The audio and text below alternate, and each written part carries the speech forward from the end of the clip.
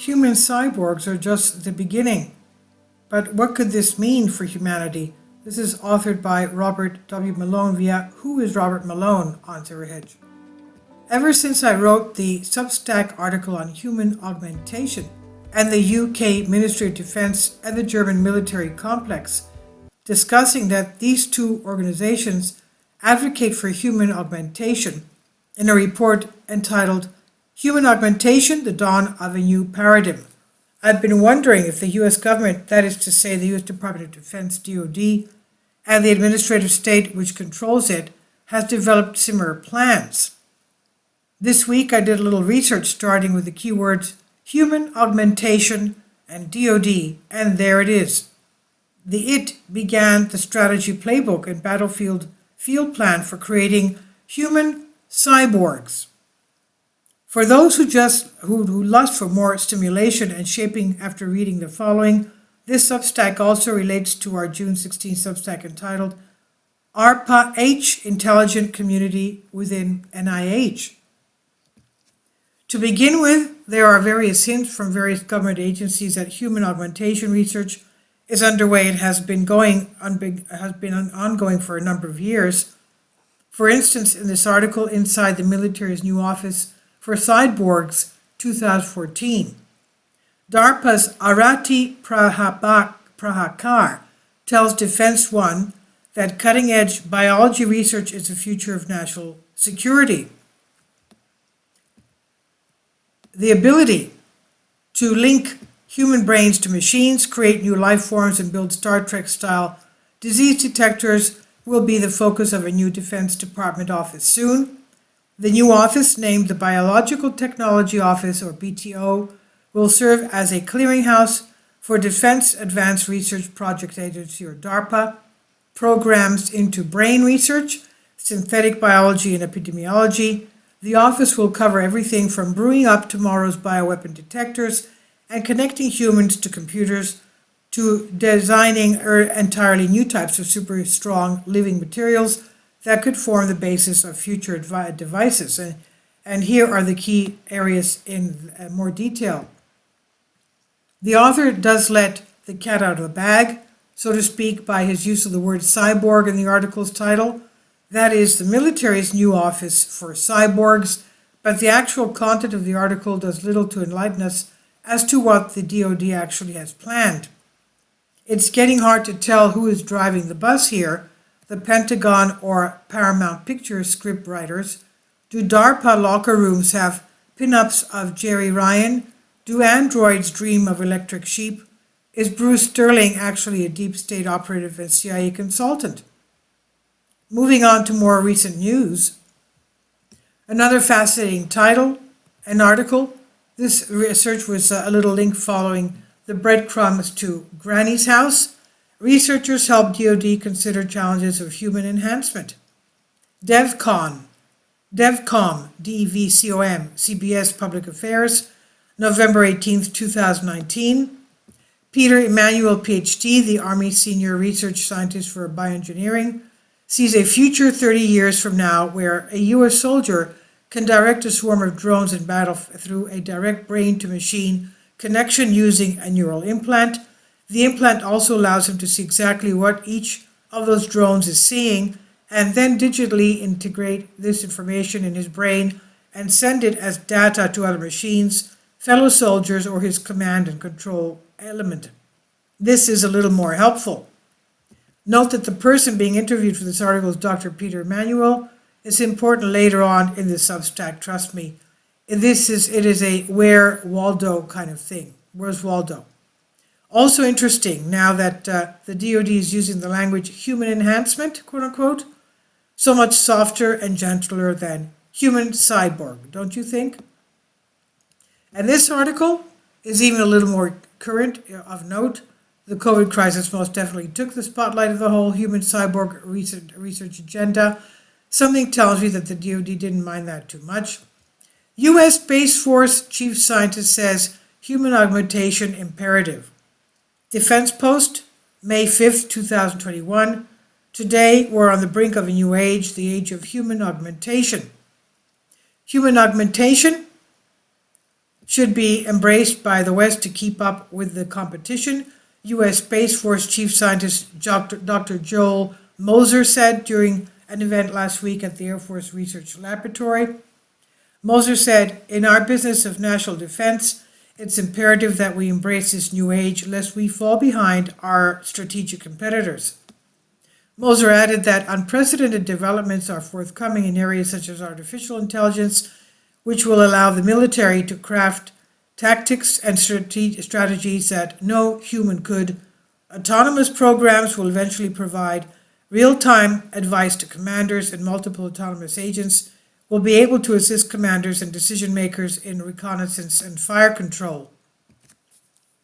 The chief scientist further explained that human augmentation will eventually develop into technologies such as augmented reality and virtual reality, including nerve stimulation, to enhance the simulation of physical sensations. And Moser said you could put an individual into a state of flow where learning is optimized and retention is maximized. This individual could be shaped into somebody with very high performing potential. Parenthesis, I mean, who is not up for that? Little nerve stimulation among friends, end quote. Now, the language used is really helpful in tracking the origins of the ideas.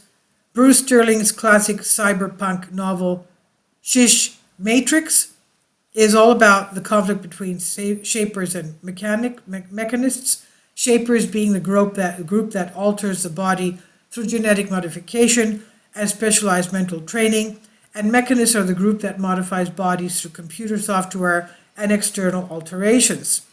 Then we have the big kahuna, the report that begins to lay out the true intent of the military in all of this.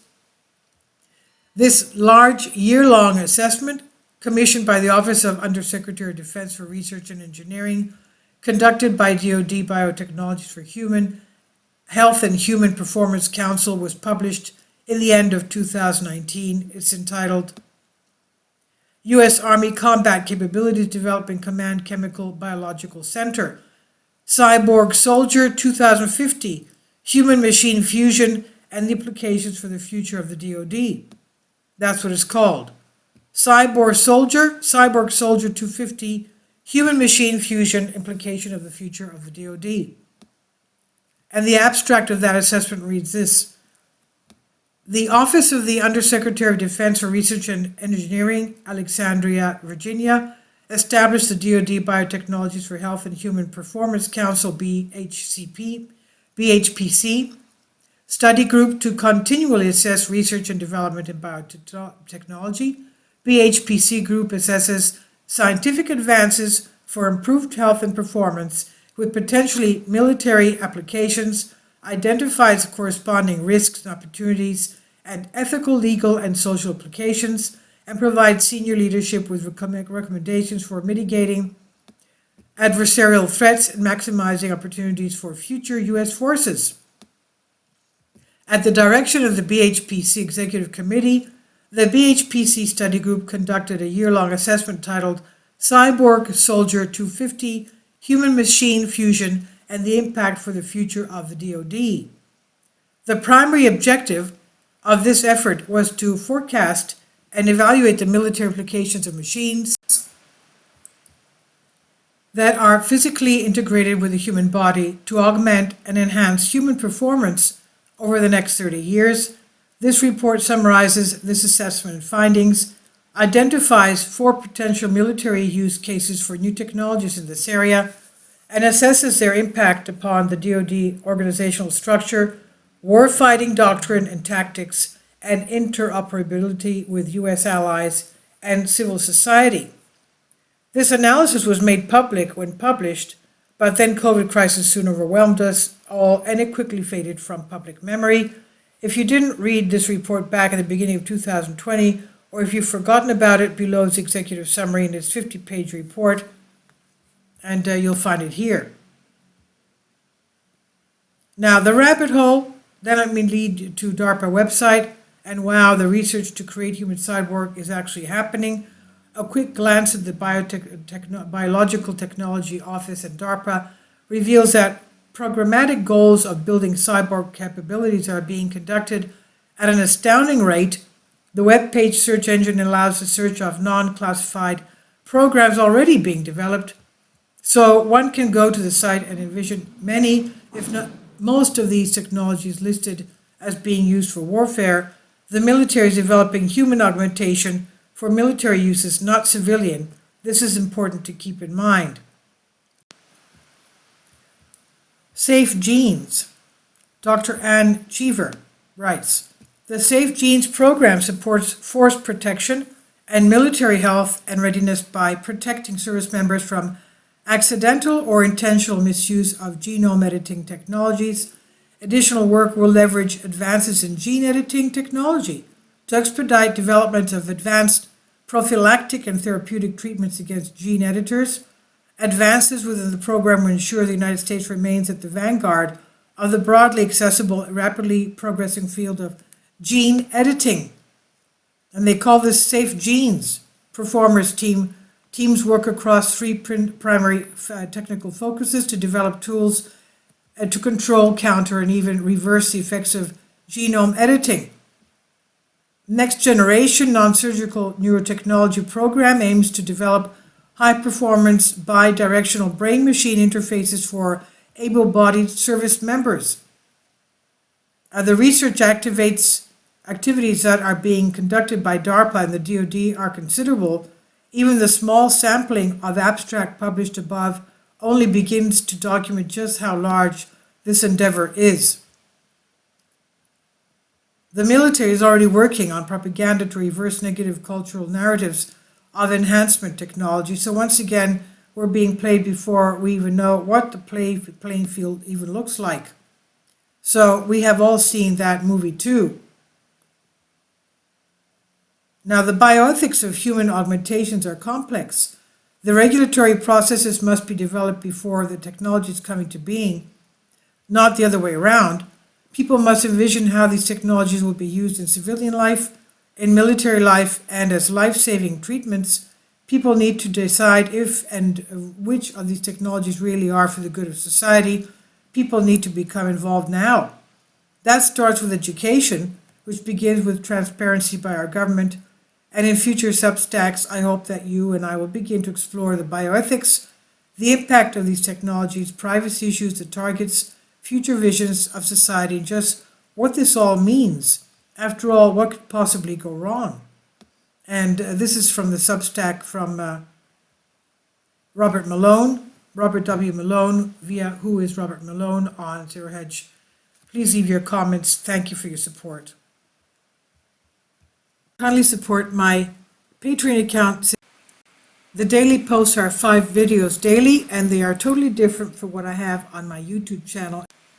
Thank you so much for your support and that you find all my content so interesting. You'll find the Patreon account details in the description box below.